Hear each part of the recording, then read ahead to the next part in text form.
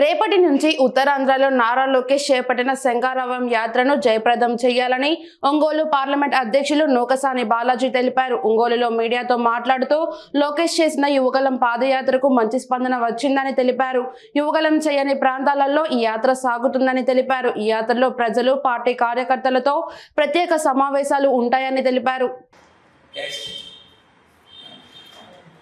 లోకేష్ బాబు గారు ఈ రాష్ట్రంలో జరుగుతున్న అన్యాయాలపై 4.5 సంవత్సరంగా జగన్మోహన్ రెడ్డి చేస్తున్నటువంటి అరాచకాలపై, దౌర్జన్యంపై, బడుగు బలహీన వర్గాలపై, దాడులపై, లేదా ఈ రాష్ట్రంలో ప్రజా పరిపాలన లేకుండా, రాజ్యాంగబద్ధ పరిపాలన లేకుండా ఒక హింసాయుతమైనటువంటి పరిపాలన జరుగుతున్న దాన్ని వ్యతిరేకిస్తూ ఈ రాష్ట్ర ప్రజల్ని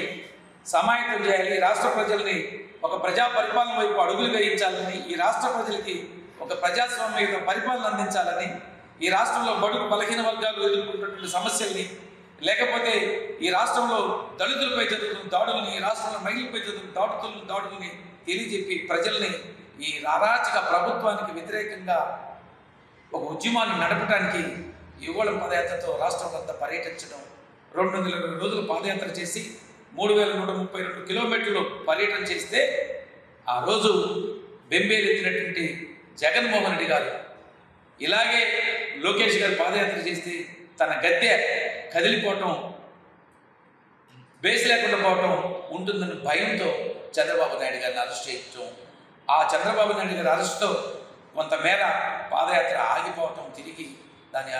పాదయాత్ర యువగళం పాదయాత్ర ముగింపు సభ విజయనగరంలో జరగటం, ఎక్కడైతే రాష్ట్రం అంతా పర్యటించాలని యువనాయకుడు మా జాతీయ తెలుగుదేశం పార్టీ ప్రధాన కార్యదర్శి లోకేష్ బాబు అనుకున్నారో అనివార్య పరిస్థితుల్లో ఆగిపోవటం, దానికి కొనసాగింపుగా మిగిలిన ప్రాంతాల్లో శంఖారావం కార్యక్రమాన్ని రేపటి నుంచి ఇచ్చాపురం ప్రారంభిస్తున్నారు. ప్రతిరోజు 3 నియోజకవర్గాల్లో ఈ యొక్క శంఖారావాన్ని కొనసాగిస్తూ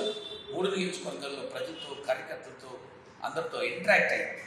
తిరిగి ప్రజా సమస్యలు అర్థం చేసుకుని ఆ సమస్యల పరిష్కార వేదికగా ఈ శంఖారావాన్ని ముందుకు కొనసాగించడం ధ్యేయంగా లోకేష్ బాబు గారు శంఖారావం చేస్తున్నారు. ఈ రాష్ట్రంలో జరిగే శంఖారావాన్ని తెలుగుదేశం పార్టీ కార్యకర్తలు, నాయకులు, ప్రజాస్వామ్యవాదులు, ప్రజాస్వామ్య రక్షణ కావాలనుకునేటువంటి వాళ్ళు, రాజ్యాంగబద్ధ పరిపాలన కావాలనుకునే వాళ్ళు ఈ శంఖారావం కార్యక్రమాన్ని విజయవంతం చేయాలని, మా లోకేష్ బాబు గారు చేపట్టబోయే శంఖారావం చరిత్రలోని మిగిలిపోతుందని, పాదయాత్రకు ముందు లోకేష్ బాబు, పాదయాత్ర తర్వాత మరో లోకేష్ బాబు, పరిణతి చెందిన, రాష్ట్ర సమస్యలు అర్థం చేసుకున్న, ప్రజా సమస్యల పరిష్కారం కోసం ఏం చేయొచ్చో తెలుసుకున్నటువంటి లోకేష్ బాబు గారు జనహృదయ నేతగా, ప్రజానేతగా, ప్రజా సమస్యల పరిష్కార దిశగా ఒక మహానాయకుడిగా తయారైనటువంటి సందర్భం. అందులో భాగమే మొన్న జరిగినటువంటి రాజమండ్రి మహానాడులో ఆయన ఒక సూపర్ 6 పథకాల రూపకల్పన చేయడానికి,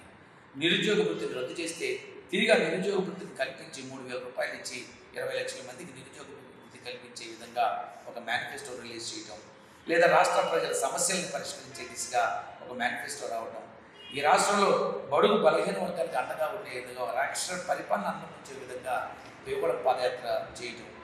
మిగిలిపోయినటువంటి ప్రాంతాల్లో తిరిగి శంఖారావం కొనసాగించడం, ఇది లోకేష్ బాబు గారు ఈ రాష్ట్ర ప్రజల కోసం, ఈ రాష్ట్ర ప్రజల సంక్షేమం కోసం చేపట్టబోతున్నటువంటి శంఖారావం. ఈ శంఖారావం విజయవంతం జరుగుతుందిగా ప్రజలు కోరుతున్నారు. Thank you.